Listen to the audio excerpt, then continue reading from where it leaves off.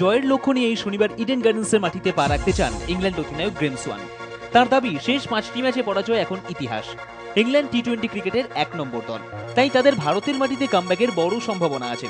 পাশাপাশি টি-20 ক্রিকেট ম্যাচের ফলাফল যে কোনো সময় পরিবর্তন হতে পারে, তাই জয়ের লক্ষ্য নিয়েই ইডেনের 22 গজে নামতে চান ইংল্যান্ড অধিনায়ক। I'm looking forward to catching the game.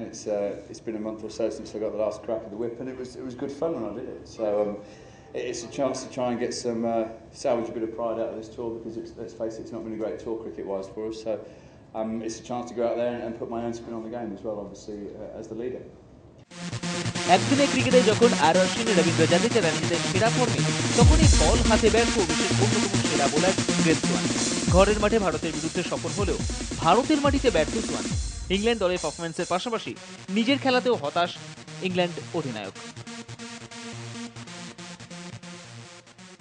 I think I've been disappointed with the way I've bowled. We haven't played on spinning tracks apart from the first one was nice for a spin, and the last one was nice. In between, certainly the games I've played, they've been good batting wickets, but I've not bowled as well as I would have hoped.